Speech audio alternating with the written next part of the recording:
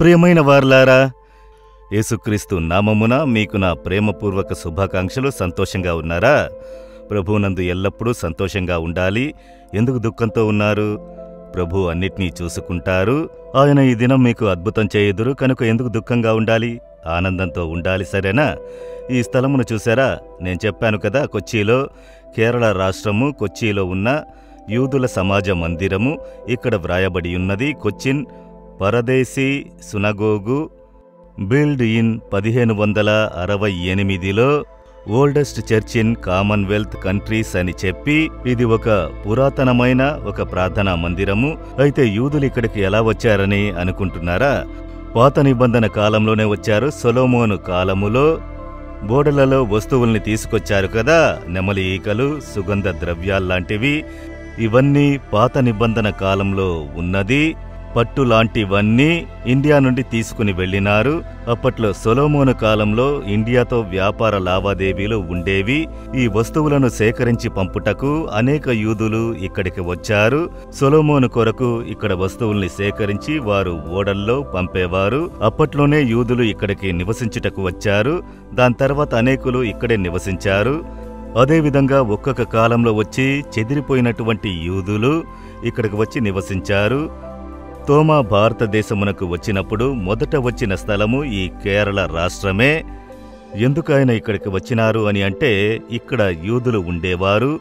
యేసుక్రీస్తు చెప్పేటప్పుడు మొదట చెదిరిపోయినటువంటి ఇశ్రాయేలీల వద్దకు వెళ్ళుడి అని దేవుడు ఆజ్ఞాపించినారు. కనుక మొదట సువార్త యూదులకు ప్రకటించబడాలి. ఆ తర్వాత అన్యజనులకు ఈ రక్షణ సువార్త ప్రకటించబడాలి అని వేదములో చెప్పబడిన కార్యము. కనుక యూదులు ఇక్కడ ఉన్నందున దేవుడు తోమాని మొదట ఇక్కడికి తీసుకుని వచ్చారు. మొదట ఈ ప్రజలందరికీ సువార్తను ప్రకటించి, ఇక్కడ ఉన్న ప్రజలందరూ రక్షింపబడుటకు యూదులుగాని ప్రజలకు సువార్తను ప్రకటించి వచ్చారు. ఇక్కడ గొప్ప ప్రత్యేకత ఏంటంటే, ప్రపంచంలో మొదటి దేవాలయం కట్టబడినది కేరళలోనే. వేరే ఎక్కడా దేవాలయము యేసుక్రీస్తు వారికి కట్టబడలేదు. పురాతనమైన పాత నిబంధన కాలపు దేవాలయము యెరూషలేములో ఉన్నది. ఇలాంటి సమాజ మందిరాలు ఉండేవి. క్రైస్తవ దేవాలయము కట్టబడలేదు. ఎందుకంటే ఆ రోమా కాలములో వారు ఆ ప్రభుత్వం క్రైస్తవులకు విరోధులుగా ఉన్నందున ఎక్కడా చర్చి కట్టబడలేదు. కనుక మొట్టమొదటిగా తోమా ఇండియాకు వచ్చి కేరళలో ప్రపంచంలో మొట్టమొదటిగా క్రైస్తవులకు దేవాలయం కట్టబడ్డది. 7 దేవాలయములను ఆయన కట్టారు. అందులో ఒక ఆలయము తమిళనాడులో ఉన్న కన్యాకుమారి జిల్లాలో ఉన్నది. అది అసంపూర్ణ దేవాలయమని పిలువబడుచున్నది. ఇప్పుడు ఉన్నది తోమా చేతులతో కట్టబడిన ఒక ఆలయము. కనుక ఎంతో ప్రసిద్ధిగాంచిన స్థలము కదా. సరే, ఈ దినమున దేవుడు ఏమి చెబుతున్నారో తెలుసా? మత్తయి 18వ అధ్యాయము 3వ వచనము. ఈ దినము జాతీయ పిల్లల దినోత్సవము, నేషనల్ చిల్డ్రన్స్ డే.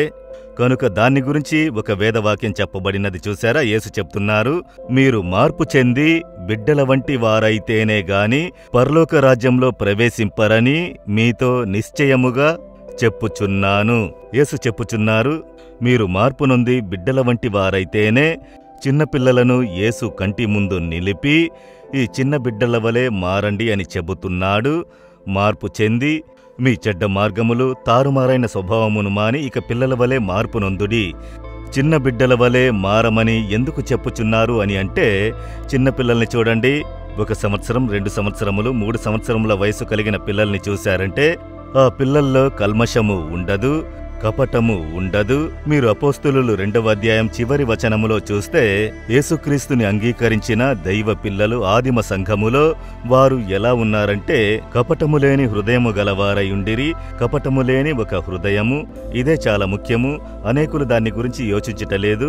ఆదిమ సంఘంలో విశ్వాసులు రక్షింపబడి కపటము లేని వారిగా మారినారు. వారి హృదయంలో ఎవరి మీద చేదైన మనసు లేదు, కల్లా కపటం లేదు, ఈర్ష్య లేదు, గొప్ప అతిశయము లేదు. అందర్నీ ప్రేమించే ఒక దైవిక స్వభావం వారిలో ఉండేది. ఆ విధముగా మారాలి అని దేవుడు చెబుతున్నారు. చిన్నపిల్లల్ని తీసుకోండి, వారికి ఈర్ష్య ఉండదు, ద్వేషము ఉండదు, కోపముతో రగిలిపోరు. చిన్నపిల్లలు గొడవలు పడ్డా కూడా వెంటనే భుజాల మీద చేతులు వేసుకుంటారు. ఆ విధముగా వారి హృదయములో ఏమీ ఉండదు. చూచారా? అలాంటి హృదయం మనకు కావాలి. దేవా, పసిబిడ్డలాంటి హృదయము నాకు ఇవ్వుడి. కపటము లేని, అతిశయము లేని, ద్వేషము లేని, ఇచ్చలేని, పాపము లేని ఒక పరిశుద్ధ హృదయము నాకు ఇవ్వండని అడగండి. వారు మాత్రమే పరలోక రాజ్యంలో ప్రవేశించగలరు. అది మాత్రమే కాదు, చిన్నపిల్లలు విశ్వాసములో ఎలా ఉంటారో చూడండి. నాకు అమ్మా నాన్న ఉన్నారు, చూసుకుంటారు. అలాంటి విశ్వాసము పిల్లల వలె విశ్వసించాలి. మనమే చింతపడుచుంటాం. చిన్నపిల్లల్ని చూడండి. 2 వయసున్న బిడ్డ ఉదయం లేచిన వెంటనే, ఈ దినం నేను ఏమి తింటాను, నాకు ఎవరు పాలిస్తారు, మిల్క్ ఎవరిస్తారు, బ్రెడ్ ఎవరిస్తారు, ఎక్కడికి వెళ్ళాలి అని దిగులు చెందుతుందా? మీరు మాత్రమే చింతపడతారు. మనమే కూర్చుని దిగులు చెందుతాం.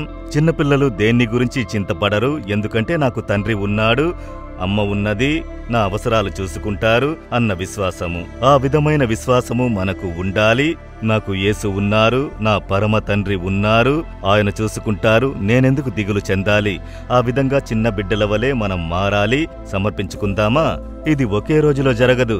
మీరు ప్రార్థించగా ఆ స్వభావం మీలో వచ్చును. చిన్నపిల్లల వలె ఒక స్వభావము వచ్చును. కపటం లేని ఒక హృదయం కలుగును. విశ్వాసము కలిగిన ఒక హృదయము, దేవుని ఆనుకునే హృదయము.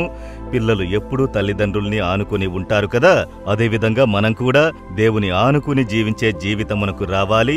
దాన్నే దేవుడు చెబుతున్నారు, మీరు మార్పు నొంది పిల్లల వలె మారుటకు ఇష్టపడుచున్నారా? అలాగే చేయిపెట్టి, యేసయ్యా, నేను కూడా మార్పు చెంది మీరు చెప్పినట్టు చిన్న బిడ్డ వలె మారాలి, నాకు అలాంటి స్వభావమును అనుగ్రహించుడి.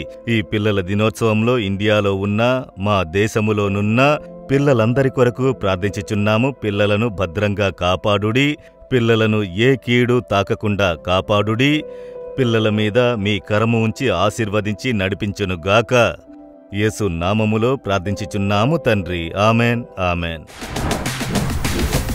జీసస్ రిడీమ్స్ తెలుగు యూట్యూబ్ ఛానల్ను సబ్స్క్రైబ్ చేయండి. సబ్స్క్రైబ్ బటన్ను క్లిక్ చేయండి మరియు బెల్ బటన్ను నొక్కండి. ప్రతిరోజు కార్యక్రమ సమాచారం పొందండి.